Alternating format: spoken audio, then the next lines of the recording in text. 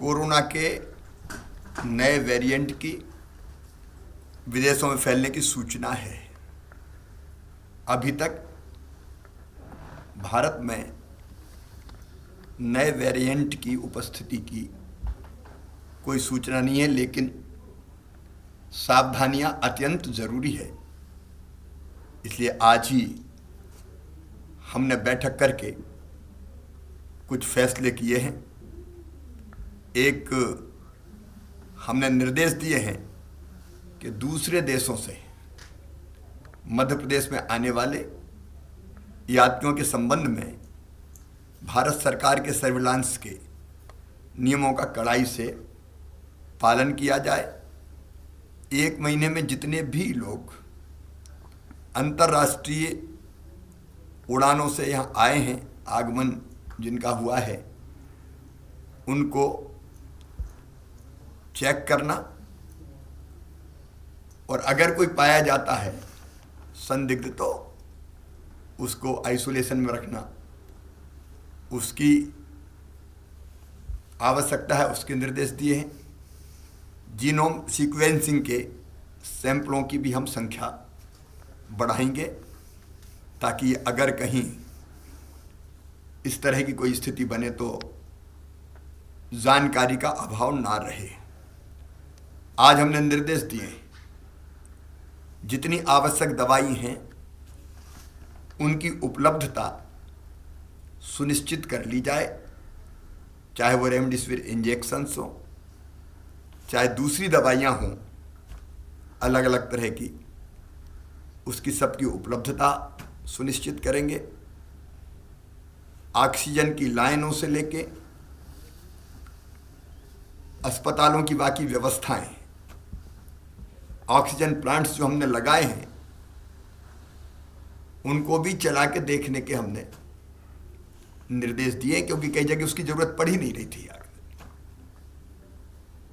इसलिए आवश्यक जितनी तैयारी है वो सारी तैयारियां अस्पतालों में दवाई के स्तर पर,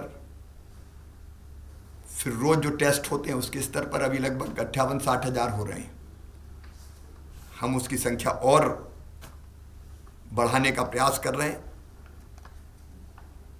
फिर भारत सरकार और WHO के निर्देशों का पूरी तरह से पालन करेंगे, उस दिशा में भी निर्देश दिए हैं, कार्रवाइयां हम करेंगे।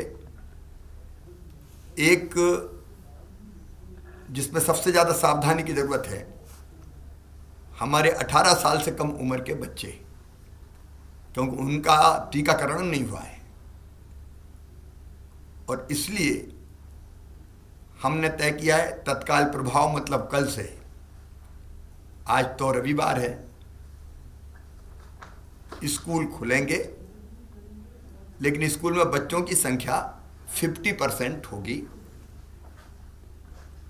मतलब 6 दिन में से 3 दिन बच्चे पढ़ने स्कूल जाएंगे। 50% कैपेसिटी के कारण 50% एक दिन आएंगे, 50% दूसरे दिन आएंगे। उसके साथ ही स्कूलों को ऑनलाइन क्लासेज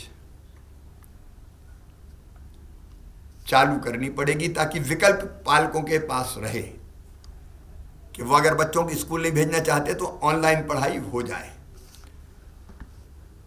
इसलिए विकल्प सामने रहे। पेरेंट्स की इच्छा होगी तो ही बच्चे स्कूल जाएंगे। बिना पेरेंट्स की अनुमति के बच्चे स्कूल नहीं बुलाए जाएंगे। पेरेंट भेजेंगे भी नहीं, लेकिन हम उनकी अनुमति आवश्यक होगी।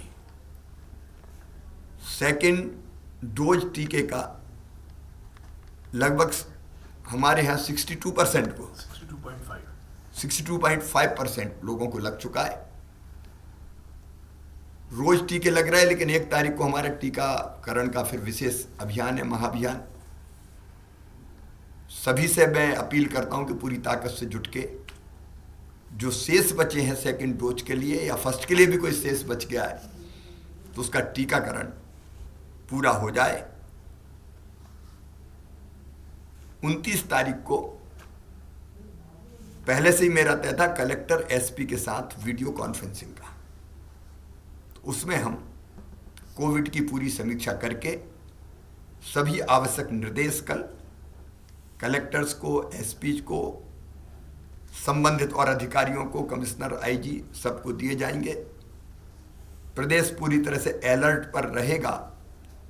1 तारीख को सवेरे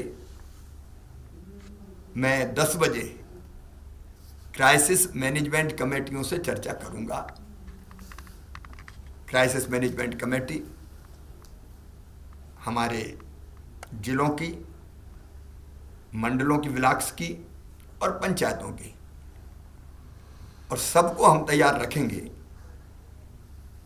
कि अगर तीसरी लहर आती है तो उससे लड़ने के लिए हम कमर कस के तैयार रहें, क्योंकि बिना समाज के सहयोग की ये लड़ाई जीतना कठिन होता। पहले भी समाज के सहयोग से हम लोग जीते हैं।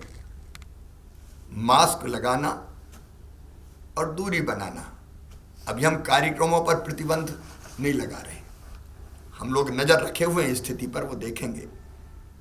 लेकिन ये अपील और आग्रह सभी प्रदेशवासियों से है कि कार्यक्रम में जाएं लेकिन मास्क लगाए रहें, यथासंभव दूरी बनाए रखें, हाथ पहले की तरह साफ करते रहें, और जरा भी लक्षण अगर दिखते हैं तो तुरंत टेस्ट, वैसे भी टेस्ट में सहयोग करें लेकिन तुरंत टेस्ट करवाएं। अभी स्थिति चिंताजनक नहीं है। प्रमुख रूप से 2 शहरों में ही पॉजिटिव केस आ रहे हैं, इंदौर और भोपाल में, और उनकी संख्या भी ऐसी नहीं है जो आज हमारे मन में डर पैदा करे, लेकिन सावधानी जरूरी है, क्योंकि इंदौर से फिर बाकी जगह मालवा और निमाड़ में और भोपाल से आसपास अगर संक्रमण फैला तो वो फैलता है, और इसलिए कॉन्ट्रैक्ट ट्रेसिंग, जो पॉजिटिव पाए गए उनका पूरा ध्यान कि वो आइसोलेशन में रहे, कॉन्ट्रैक्ट ट्रेसिंग, अस्पताल में जाने की जरूरत है तो अस्पताल ले जाने की व्यवस्था, ये हम सब करेंगे। क्योंकि अफ्रीका में और दुनिया के कई देशों में ये जो नया वेरिएंट है वो और ज़्यादा तेजी से फैलता है, ऐसे समाचार आ रहे हैं। इसलिए सावधानी आवश्यक है, और मैं प्रदेशवासियों से अपील करता हूं कि बिल्कुल भी असावधान ना रहें। संक्रमण फैलने से रोकने के लिए जो आवश्यक नियम है उन सब का पालन करें। सरकार आपके साथ मिलकर कोई कसर नहीं छोड़ेगी। हमारी कोशिश रहेगी कि तीसरी लहर ना आ पाए।